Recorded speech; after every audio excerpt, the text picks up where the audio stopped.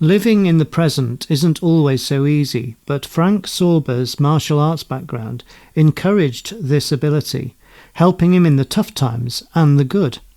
This latest EDGA podcast features a golfer who relishes a challenge, but does so always with a smile. So let's meet Frank Sorber.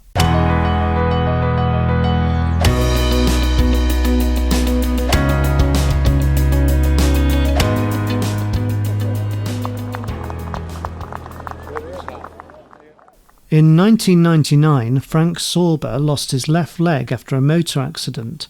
4 months later, he drove a car 1,200 kilometres around Ireland. The 62-year-old long-time student of the Japanese martial art of Aikido has a mindset of living in the present, enjoying seeking what is here now.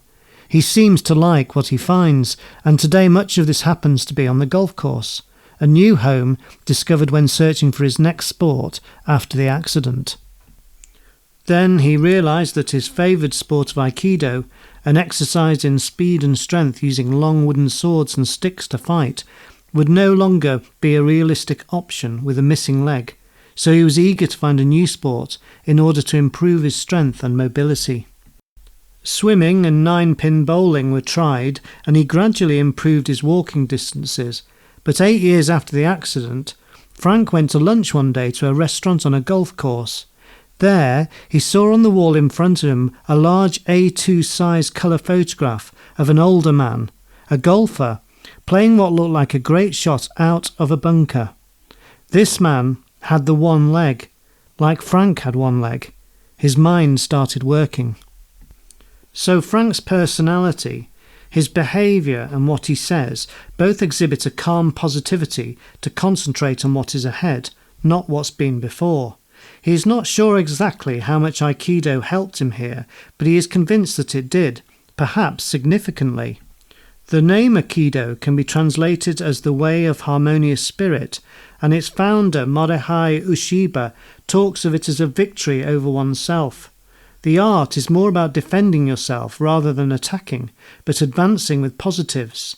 The past seems to be irrelevant. For 10 years before the accident, I was beginning to learn Aikido. It's only defense, you have a good feeling for your body and learn to have a good feeling in your head. Okay, what's over, it's over. I cannot change it, and I don't know what brings the future, but I can live in the moment to make a good future, but this is only the thing what I can do. If you remember them, so you can look forward. Frank was born in Erfurt in the former German Democratic Republic, the GDR.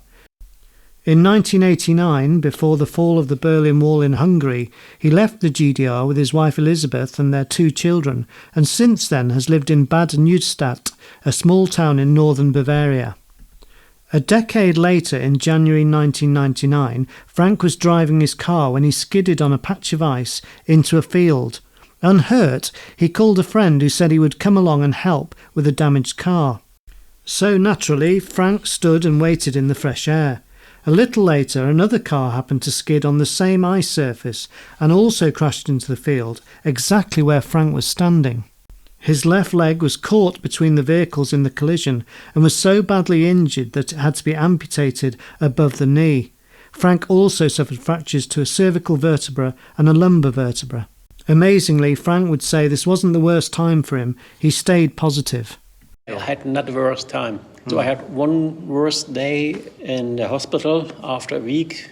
So the doctors say, okay, if I want, I can stand up. And I try it. It doesn't work. So I had before an 8 hours operation for the back and amputation and 3 days in the coma. So it was not possible to stay up, but this moment, not in my mind. And that's what was my bad day. So from this point, I think forward. What can I do? I have to go, I have learned to go, and I have to show for prosthetic and all the things. What can I do for the next time? So that's really important to see what can I do that all the things will be better the next time.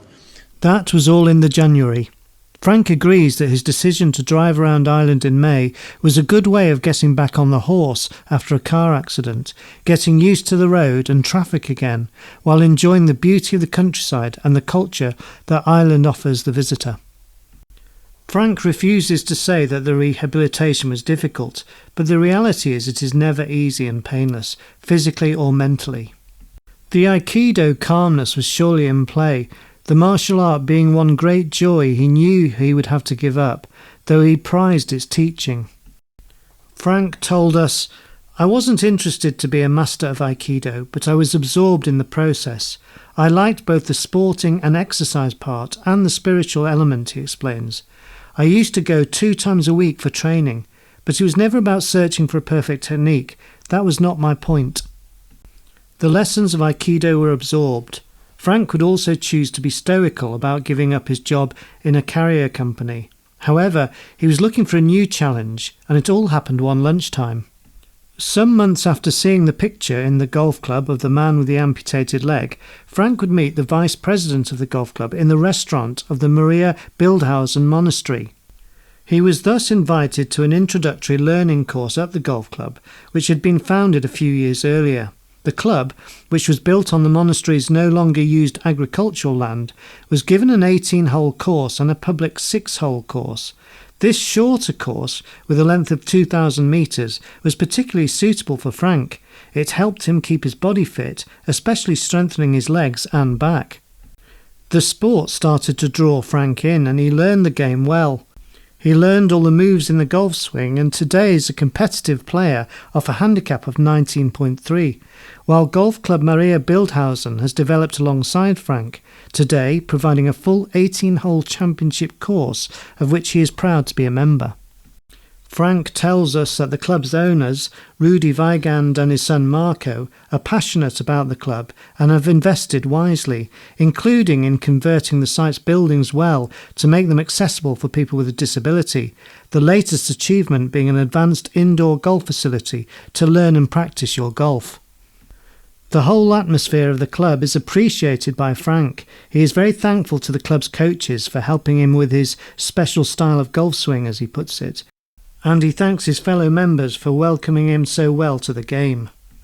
Meanwhile, he believes everything about the exercise of golf is ideal for him and remains incredibly philosophical about losing the leg, saying to us, "Is that so important?" and "It's okay, I lost it." He had to learn to walk well again, and golf was great for that too. And you have to learn to walk with them, and so I can do the most things, I can walk in the wintertime if it's not hot, so I can walk our full golf course, 10 kilometers. So it is okay. So I know much other peoples, they have 2 legs and they can go 10 kilometers, In the summer, it can be warmer, causing more discomfort, so Frank tends to play 9 holes walking and 9 in a buggy. Meanwhile, Frank was delighted to become the contact point for any person with a disability in the region to come along and try, have a lesson with the club pro, and play some holes with Frank. Frank also gives back to the club which welcomed him by working as a marshal in some of the club competitions. Yeah, I think golf is normally one of the perfect sports for disabilities, So what we can do, we play with everyone. Is it 8? Is it 80? Is it disabled with leg, with arm, wheelchair, blind, whatever. So, and we have the same level. If I have a handicap of 20 and the other one has a handicap of 20, so it's the same. And that's the great thing of golf, I think. So if there are any question for disabled, they can come to me and we find a way. Okay. What can we do? The big one is, if I don't have an accident, I believe I never play golf. I never met all these friends around Europe or the United States. Around 5 years after Frank started, he was delighted that his wife Elizabeth also took some lessons and then joined him on the fairways. Elizabeth is a very special and important person for me, of course, Frank said. She helped me so much when I had the injury, and now it's wonderful that we are now enjoying golf together. Elizabeth travels with me to all the EDGA tournaments and is my greatest supporter. The couple love taking golf holidays together, and husband and wife are part of an informal social golf group at the club, playing together in good spirit and sharing a few actual spirits and Prosecco as refreshments halfway around. Frank also enjoys playing between 15 to 20 club tournaments each season to keep up his competitive focus. Clearly, golf is now a very important part of Frank's life.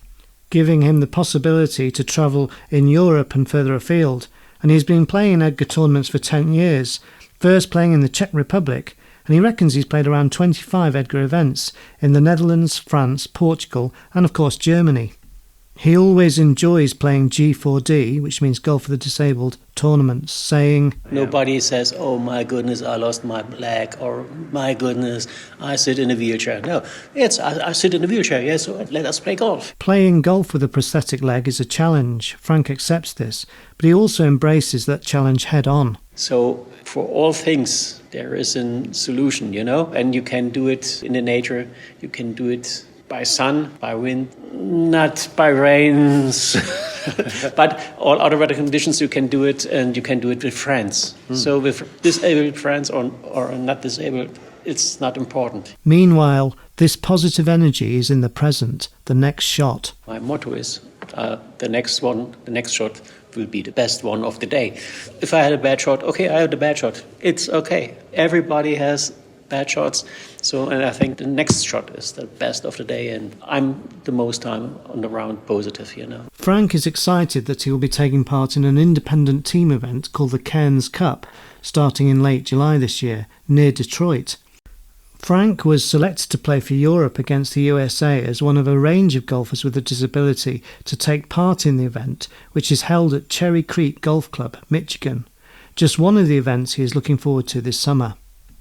When Frank meets people with a disability at the nearby hospital, or they hear about opportunities to play at the club, he tries to ensure that he and fellow club members offer the same welcome and encouragement he received when he started.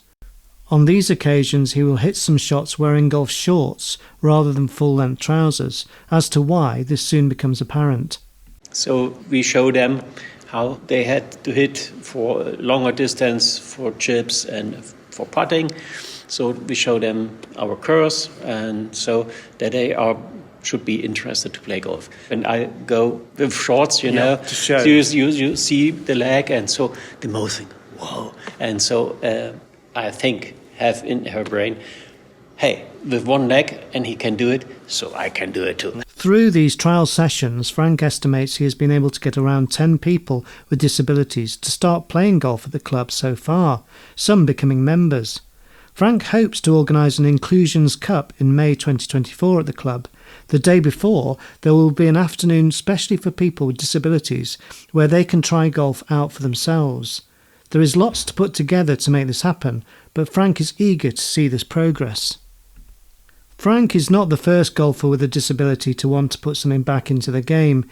He knows the value of encouraging others, as he was also encouraged himself. He has substituted being attacked with sticks to handing a new player a golf stick and saying, give this a try, it can help more than you think. Aikido has taught Frank that there's no point in worrying about the past or fearing about the future. It's about living well in the present. Focusing on golf only reinforces that feeling. It is all we can do, says Frank, and by doing so we are more likely to thrive and appreciate more in our challenging lives.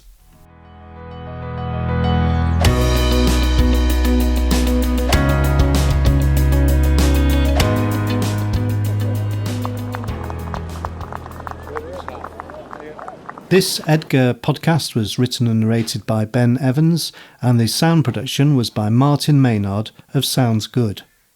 You can find more stories of people with a disability thriving through golf in the profiles section of the EDGA website at edgargolf.com, and you can contact members of our team through the website.